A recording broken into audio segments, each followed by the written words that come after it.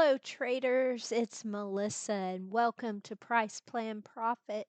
It is Wednesday, July the 30th, 2025, and I'm going to do my nightly trade review with you.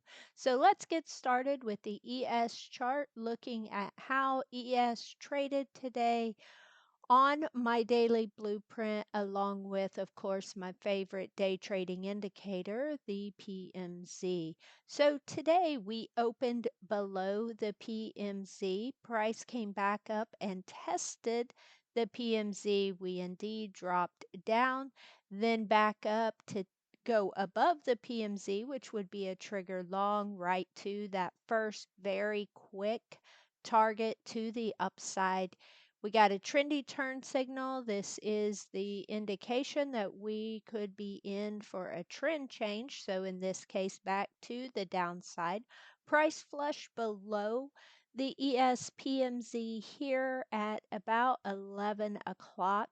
That's when we got the pullback to the lower daily edge, which was a target for about 11 points there, so a nice target to the downside. Back up through the PMZ, it was very, very choppy within basically a 15-point range for most of the day. We spent some time both above and below the PMC.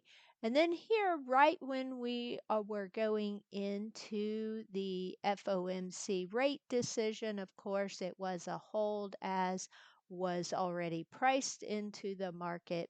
Price pushed up into this bearish golden pocket that would be the 50 and the 618 Fibonacci levels, measuring from all-time high to the recent low.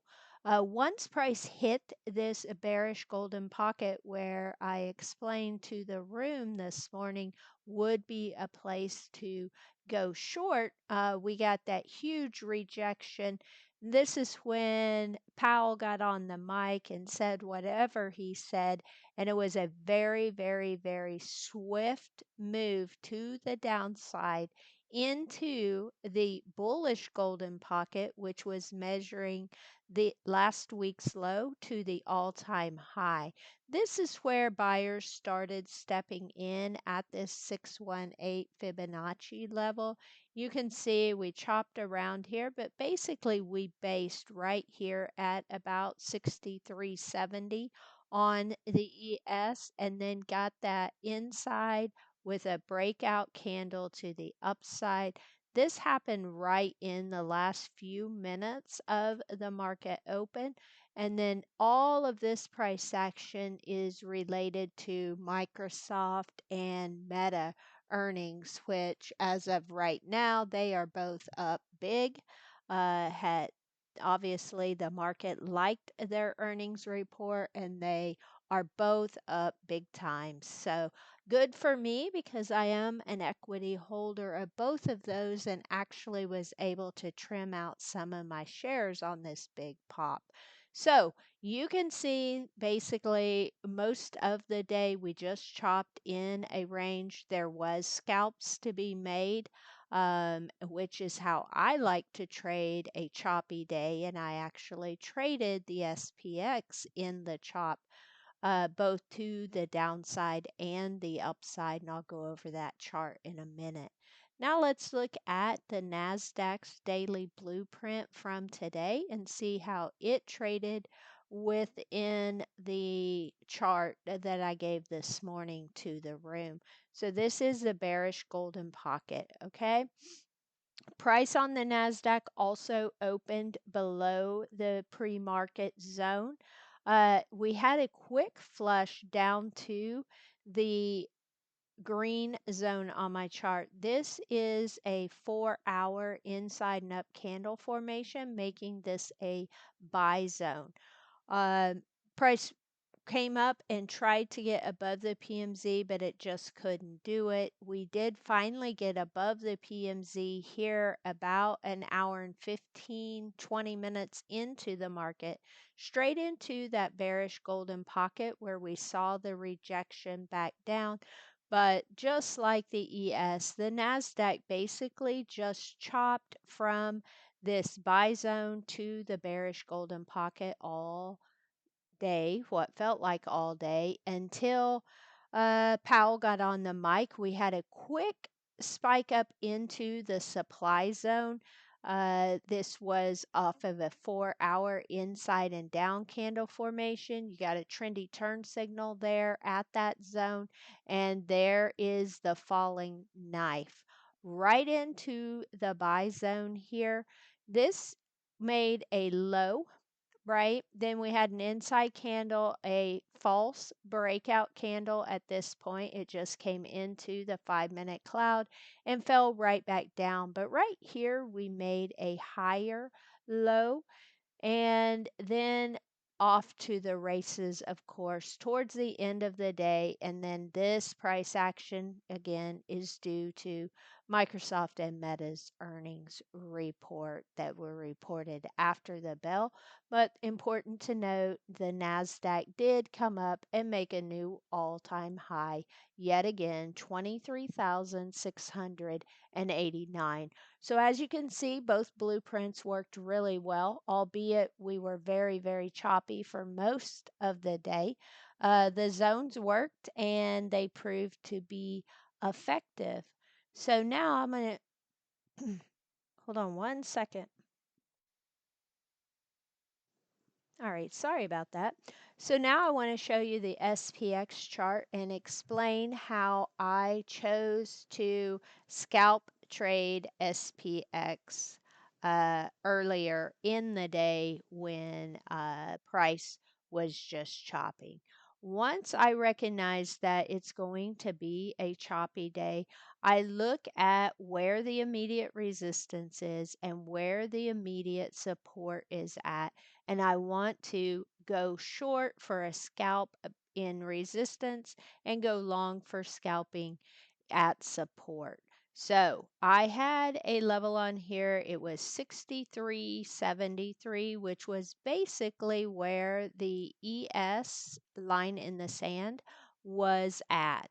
So on, you can see as price pulled back to the equivalent of the S&P 500 line in the sand, buyers showed up, push price back above this PMZ on SPX that I manually drew in based on where the PMZ was on the S&P 500.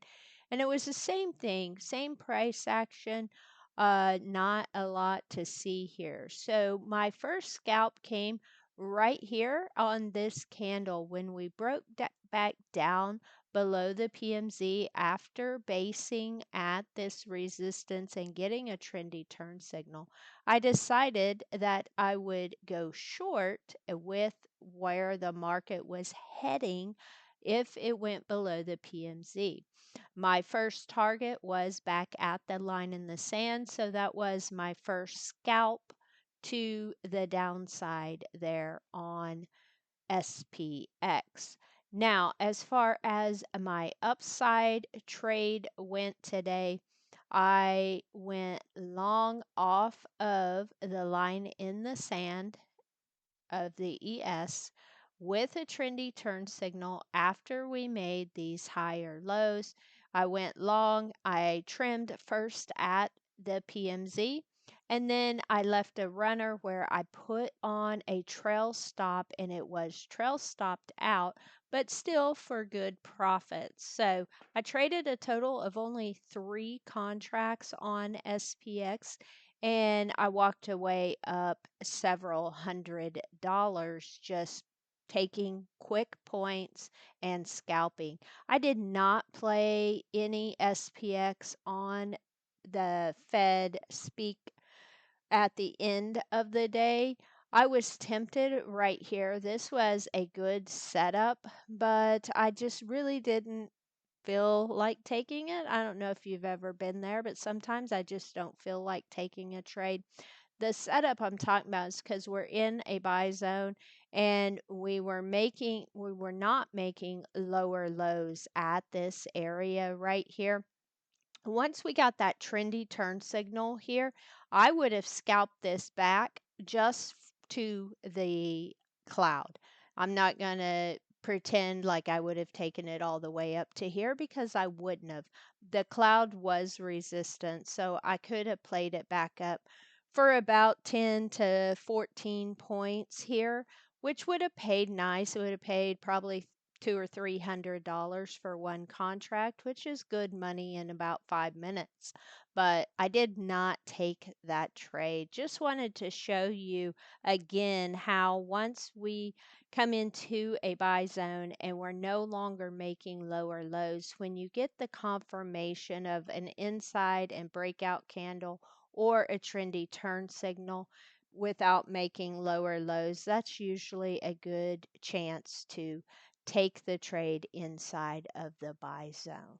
Now, other than that, let's talk about a loss that I took today. It was on a swing trade on QUBT. I didn't do anything wrong in the trade. I followed my plan, but not all trades are winners. And so I was stopped out on this trade. It was off of a daily chart. And actually, yesterday, we started making higher lows inside of my zone where I wanted to add. And we got trendy turn signal inside there and just textbook how I wanted to play it. So I added to full allocation yesterday. But today just wasn't the day for quantum names. They were all down. And I stopped out on this close today below the low of yesterday. So I was stopped out on that trade, but I'm not upset about it because I followed my plan and not every trade is a winner. My win rate's only about 80%. So that means 100 trades, I'm going to lose 20 of them, and QUBT was one of those. Now let's talk about two trades that I was able to add to my allocation on. These were planned ads. I don't ever just add because something is losing or whatever, pulling back. I need to have a plan. So I am in DAL, which is Delta Airlines, this September 19th, $55 calls. I started the position here on this candle right here, and I had plans to add to full allocation on a pullback to this bullish golden pocket. And yesterday, I almost got an ad, and I'm glad that I didn't. I had a bid in here, but I didn't get my ad yesterday. But today, that ad did fill, and it filled right down here at this 618. So the position, that ad is actually up some as DAL rallied on the close. But overall, I need to see 53.42 tomorrow hold as support and then possibly turn back up. Either way, my stop is down here towards the bottom of this EMA cloud at this key Fibonacci level. I've got a risk of about $1 here from where I added. And if we get a candle close below my stop, I will stop out of the position. If we do not and we head back to the upside, my plan is to trim right here at 55.98. So let's call it 56 by 56.50 and then 57.88. And finally targeting 60.11 by 66.82. Plenty of time in the trade, and I will be patient here as Delta has been in a bullish trend, had good earnings report. And so a pullback here is not surprising considering that until after the earnings reports today, the market was pretty weak. All right, then the other position I added to was IBIT. I can show you that IBIT chart, but I really like trading IBIT, but using the Bitcoin chart. This was my ad here at the lower weekly edge. Now I am 2/3 of the way allocated in this trade because I wanted to save some allocation for an actual pullback into this bullish golden pocket here on Bitcoin. You can see if you use the squeeze indicator, you can see that we have been squeezing in Bitcoin for 2 or 3 weeks on the 4-hour chart. If this squeeze fires to the downside, I will not add any more to my risk, but I will use the 64.11 as my stop. This same zone on Bitcoin looks like this. Here is the pullback. I waited until I got the alert that Bitcoin was pulling back to this lower weekly edge, and I added there. Last week's low on Bitcoin, which I want to see hold, is 115,675. I want to see this hold and us not make a lower low here on Bitcoin. Sometimes I don't always get what I ask for, but I can tell you that I will be trimming out the ad that I had today when Bitcoin gets back up here near this immediate resistance level. Bitcoin is absolutely positively in chop, and I like to buy on the low end of chop for a potential bounce, and then hopefully this immediate resistance level will break and we can come up to the target where I will exit the trade at 122,270 by 123,615. Now, let's talk about Freeport. Okay, there was some kind of tariff news out about copper, and Freeport, of course, was affected by it. I have the September 19th calls on Freeport, so I have plenty of time. Technically, price was below my stop. Okay, price was below my stop, but I did not stop out because it just pushed price into this demand zone on the weekly chart. So since I have time to expiration and I'm comfortable with the amount that I have allocated to the trade, I made the decision to go ahead and let this play out for a few days. It could be a knee-jerk reaction to the tariff news, and as we have seen over and over again this year, when there's a knee-jerk reaction to tariff news, within a few days you typically start to see prices recover. So that's what I'm going to be looking for on Freeport. If it doesn't happen, I'll go ahead and stop out of the trade and take my loss. So that is what I did today. I took a loss in QUBT, and Freeport dumped about 10% on the day, which was not good. But I had some easy, well, I don't want to call it easy, but I had some quick scalp trades on SPX, and I live to see another day and will play the market again tomorrow. So until next time, I hope you have a wonderful evening, and I will see you in the next video.